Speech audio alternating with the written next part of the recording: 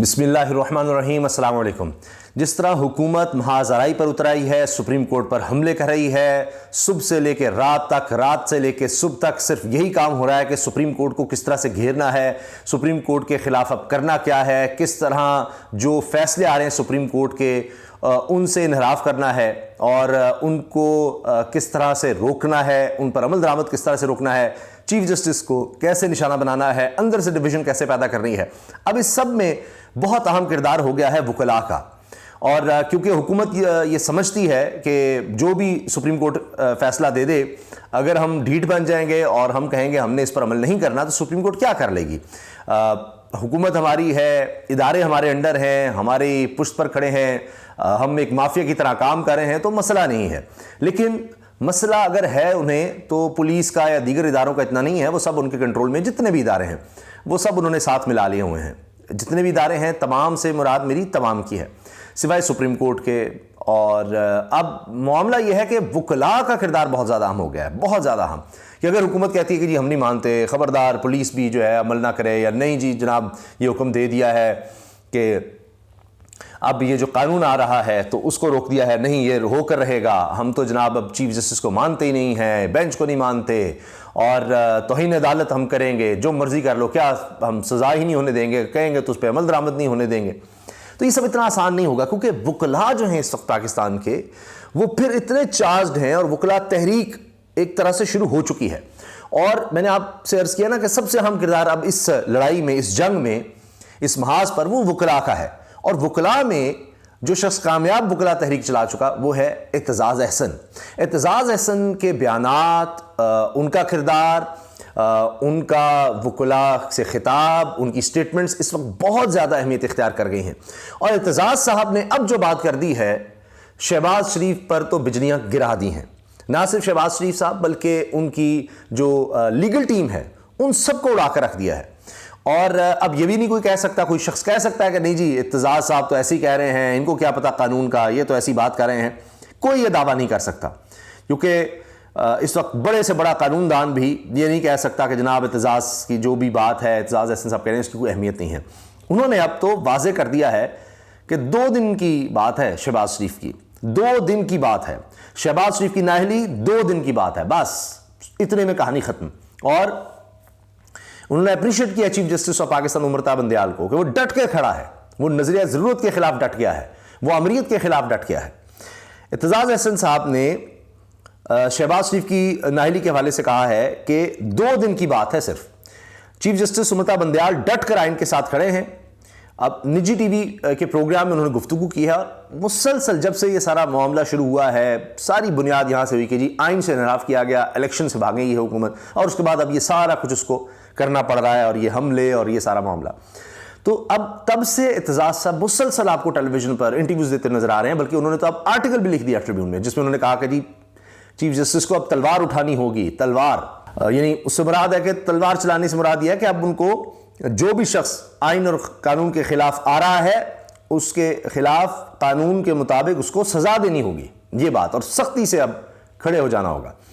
تو جناب اعتزاز صاحب نے کہا ہے کہ رانا ثناء اللہ کہہ رہے ہیں ہو سکتا ہے کہ الیکشن 8 اکتوبر کو بھی نہ ہو، اکتوبر میں بھی یہ کہہ سکتے ہیں کہ پیسے نہیں، سیکیورٹی نہیں، نگران حکمران 90 دن سے آگے نہیں جا سکتے، نہیں چل سکتے۔ اعتزاز احسن نے کہا کہ چیف جسٹس عمر بندیال ڈٹ کر آئین کے ساتھ کھڑے ہیں۔ چیف جسٹس نے نظریہ ضرورت دفن کر دیا ہے، یہ ہو چکا ہے، اب حکومت اس کو جتنا مرضی زندہ کرنا چاہے۔ یہ میں تھوڑا سا عرض کر دوں، نظریہ ضرورت یہ ہے کہ جی جب مارشل لا لگا تو اب آئین میں تو اس کی کوئی گنجائش نہیں تھی کہ جی ایک الیکٹڈ حکومت ہے، ایک آئین ہے جس کے تحت جناب لوگ الیکشن میں ووٹ ڈالتے ہیں، اور پھر وہ لوگ آتے ہیں، وہ قانون سازی کرتے ہیں، پھر ان میں سے حکومت، اور پھر معاملہ چلتے ہیں۔ تو اب کیا ہوا کہ جب مارشل لا لگا تو عدالت نے کہہ دیا کہ جی آئین میں تو اس کی کوئی گنجائش نہیں ہے، کہیں نہیں لکھا ہوا، لیکن نظریہ ضرورت کے تحت یہ ضرورت ایسی ہو گئی ہے، حالات ایسے ہو گئے ہیں، جس طرح آج حکومت نہیں کہہ رہی کہ جی الیکشن تو 90 دن کے ہیں لیکن حالات ایسے ہو گئے ہیں، سیکیورٹی کے معاملات ایسے ہیں، رقم نہیں ہے، مذاق ہے کہ ایک صوبے میں آپ الیکشن نہیں کروا سکتے۔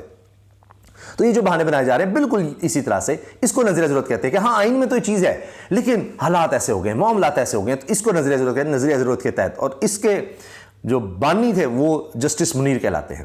تو یہی بات ہے کہ بار بار ان کا حوالہ دیا جاتا ہے۔ اور اب اعتزاز صاحب نے کہا جی چیف جسٹس امرتا بندیال ڈٹ کر آئین کے ساتھ کھڑے ہیں، چیف جسٹس نے نظر ضرورت دفن کر دیا ہے۔ اعتزاز احسن کا کہنا تھا کہ نظر ضرورت نے ہمیشہ خرابی پیدا کی ہے، کیونکہ جب بھی مارشل لا لگا ہے، جب بھی یہ آئین توڑا گیا، ملک میں تباہی آئی، ملک دو لخت ہو گیا، دہشت گردی ہو گئی، فرقہ واریت پھیلی، تو یہ آئین توڑا گیا، نظر ضرورت کا سہارا لیا گیا تو خرابی آئی۔ انہیں اندازہ نہیں ایک لاوا پک رہا ہے، اعتزاز صاحب کہہ رہے ہیں انہیں اندازہ نہیں ہے کہ ایک لاوا پک رہا ہے، لوگ چیف جسٹس کے لیے پہرا دینے کو تیار ہیں۔ اب ظاہر ہے کہ ان کا ہاتھ نبض پر ہے وکلا کی، وہ کہہ رہے ہیں کہ چیف جسٹس کے لیے پہرا دینے کو تیار ہیں لوگ، کہ یہ سمجھتے ہیں ان کو حملہ کر دیں گے، یہ کر دیں گے، وہ کر دیں گے، جی ریفرنس لے آئیں گے، اس کی مدت کم کر دیں گے، کچھ نہ کچھ اب سوچ رہے ہیں بس۔ تو انہوں نے کہا لوگ پہرا دینے کو تیار ہیں۔ اعتزاز احسن نے کہا کہ کچھ قابل لوگ بھی نظر ضرورت کے ساتھ کھڑے ہیں، یہ تقسیم اب نہیں چلے گی، نہ جی نہ، اب نہیں، بس۔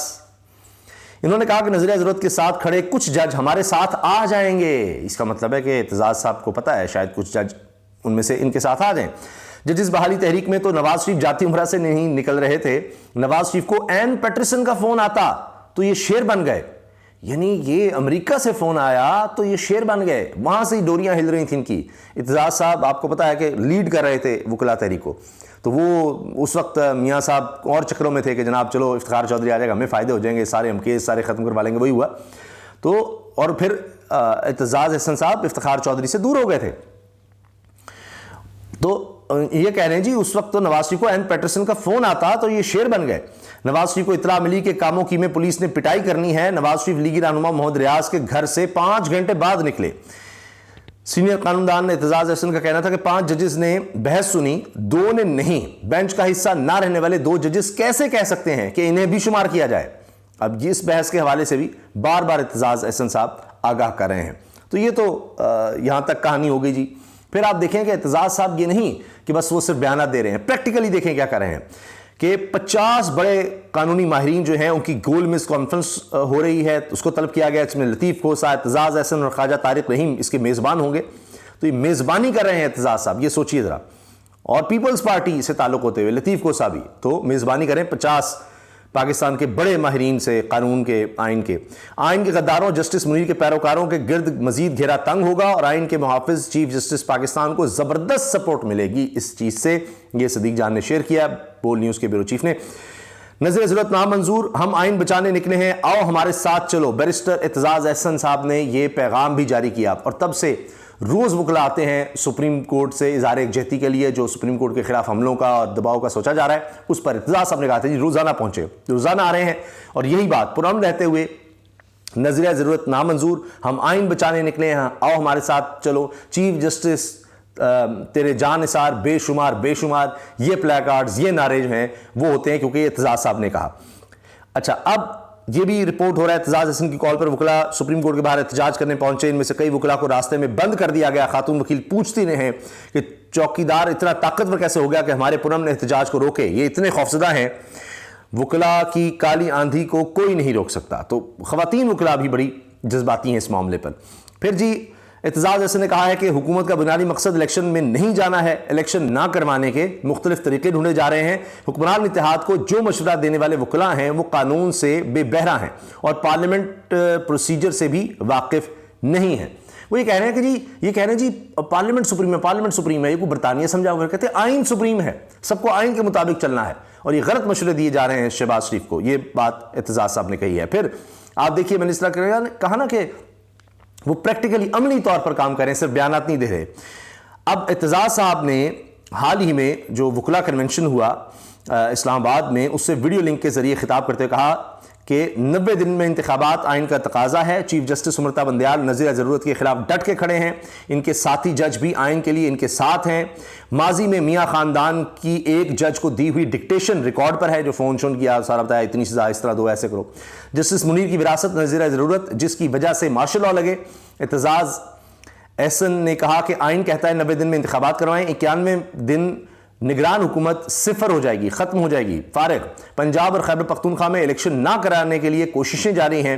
ان کا کہنا تھا کہ جنہوں نے سیکیورٹی دینی ہے وہی الیکشن نہ کرانے کی کوشش میں ہیں، یہ بھی بڑا اہم ہے، جنہوں نے سیکیورٹی دینی ہے وہی الیکشن نہ کرانے کی کوشش میں ہیں۔ پہلی بار دیکھ رہے ہیں آئین پر عمل درآمد نہیں ہو رہا، پہلی بار۔ رینجرز تو رانا ثناء اللہ کے ماتحت ہے، وہ کیسے رینجرز کو اجازت دے گا؟ چند اور پوائنٹس جو میں آپ کے سامنے لانا چاہتا ہوں. ایک تو یہ کہ اعتزاز صاحب عمران خان کے ساتھ بالکل سیسا پلائی دیوار کی طرح کھڑے ہیں. ان کے گھر پر حملہ ہو, ان کے لوگوں کے خلاف کیسز ہوں, جو انسانی حقوق پامالی ہو رہی ہے. ابھی آپ دیکھ رہے ہیں علی مین گنڈا پور حکومت جس طرح سے کر رہی ہے, ہائی کورٹ کا فیصلہ کہ جی اس طرح نہیں ان کو کسی اور کے حوالے کیا جا سکتا, مطلب ایک کے بعد دوسرا تھانہ, تیسرا تھانہ, شہر گھما رہے ہیں اور اس طرح کیس نہیں بنایا جا سکتا. اس کے باوجود جناب وہ بھکر پولیس کے حوالے کیا جاتا. تو اس طرح کے معاملات پر اعتزاز صاحب بڑا واضح موقف رکھ رہے ہیں, ٹی وی انٹرویوز دے رہے ہیں. اور آپ دیکھیں کہ اعتزاز احسن صاحب جیسے لوگوں کی ہی وجہ سے آپ دیکھیے کہ ایک تو پاکستان بار کونسل کی طرف سے احتجاج کی کال دی گئی, ہڑتال اصل لفظ ہے, اس کی کال دی گئی جو بری طرح سے ناکام ہوئی. اور بالکل کسی بھی جگہ پر کوئی 1% بھی ایسا نہیں ہوا کہ جی وکلا پیش نہ ہوئے عدالتوں میں یا عدالتیں بند ہوں. نہیں, اتنی ناکام آج تک کال نہیں تھی. اور اس پر آپ لوگ کہہ رہے ہیں کہ آپ دیکھیں جب آپ جو وکلاء ہیں ان کی مشاورت کے بغیر یا وہ جو سوچ رہے ہیں اس کے خلاف چلیں گے تو یہ ہوگا, آئین کے خلاف چلیں گے, قانون کے خلاف چلیں گے تو یہی ہوگا. اچھا, اس کے ساتھ آپ یہ دیکھیے کہ آج ملک کے نامور وکلاء اعتزاز احسن کے ساتھ کھڑے ہیں, تحریک انصاف کے ساتھ کھڑے ہیں. صدر سپریم کورٹ بار ہوں, صدر لاہور ہائی کورٹ بار, ان سب کو دیکھیے. دیگر بڑے وکلاء, سلمان اکرم راجہ کے بیانات آپ دیکھ لیں, جتنے آپ وکلاء کے بیانات دیکھیں گے ان سب کو نوٹ کیجئے. پھر سابق جج جو ہیں ان کا پورا وفد عمران خان صاحب سے ملتا ہے. آل پاکستان وکلاء کنونشن ہوتا ہے, اس میں دیکھیے کیا بات آتی ہے, الیکشن کے حق میں بات آتی ہے. جس طرح عمران خان صاحب کے بھانجے حسان نیازی پر مقدمات بنائے گئے, جس طرح اس کو شہر پھرایا گیا, مقدمے بازی کی گئی. وکلاء کس کے ساتھ تھے, کہاں کھڑے نظر آئے؟ حسان نیازی کے, وہ وہ ہیرو بن گیا, ایک لیڈر بن گیا, وہ خود مانتے ہیں. پھر ہائی کورٹ میں جب عمران خان صاحب پیش ہوئے تو وہ کیا منظر تھا, حیران ہو گئے. وہ پہلے کہتے تھے نکلتا نہیں نکلتا ہی, وہ پہلی یعنی جب عمران خان صاحب پر قاتل حملہ ہوا اس کے بعد وہ پہلی ان کی اس طرح کی پیشی تھی کہ جہاں وہ پہنچے ہیں تو ایک اور ہی منظر تھا. وکلاء نے ان کو اپنے حصار میں لے لیا ان کی حفاظت کے لیے, اور اس کے بعد تو جس طرح پھر ٹرانسمیشنز ہوئی ہیں, دکھایا چینلز پر, تو ہاتھ پاؤں پھول گئے حکومت کے کہ اچھا ان کو نہ بلائے. پھر پابندی لگا دی, اس کے بعد پھر جہاں نکل رہے ہیں پابندی لگاؤ جی, دفعہ 144 لگا دو, یہ حال ہو گیا. اور پھر جب حملہ ہوا عمران خان صاحب کے گھر تو جب پھر وکلاء نکل آئے عمران خان صاحب کی حفاظت کے لیے ان کے گھر کی, اس کے بعد پھر اس طرح حملہ نہیں ہو سکا. وہ اس سے پہلے حملے ہوتے رہے, گھر تک اندر تک گھس گئے تھے. اور یہ وقت بھی آیا تھا کہ وکلاء نے زمان پار کی حفاظت کا کہا جی ہم پہنچ گئے. اب تو جب اسلام آباد میں ایک وکیل کو گرفتار کیا گیا, جی دفعہ 144 سے عمران خان کی پیشی ہے تو جی اس کو گرفتار کر لیا گیا. وہ ایک وکیل کو گرفتار کرنا اتنا مہنگا پڑا کہ پھر اسلام آباد میں وکلاء نے احتجاج کیا اور پھر پولیس کو گھٹنے ٹیکنے پڑے تھے. تو وکلاء ایسا ہے کہ بڑے متحرک, بڑی طاقتور ایک کمیونٹی ہے پاکستان کی, اور ایسے معاملات میں آپ ان کو قطعی طور پر اگنور نہیں کر سکتے, اور یہی اصل ڈیسائز فیکٹر ہوگا. ورنہ حکومت تو اس وقت بالکل فرعون کی طرح بنی ہوئی ہے کہ سب کو تہو بالا کر دو, جو مرضی کر لو. انہوں نے چھوڑا ہی کچھ نہیں, کوئی ادارہ نہیں چھوڑا.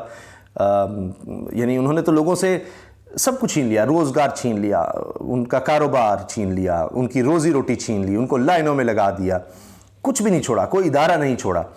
تو ہر طرف تو انہوں نے تباہی پھیلا دی ہے. اور یہ انٹرنیشنلی اب یہ چیز دیکھی جا رہی ہے, انسانی حقوق کی پامالی, لوگ اٹھانا, غائب کرنا, صحافیوں کے خلاف مقدمات.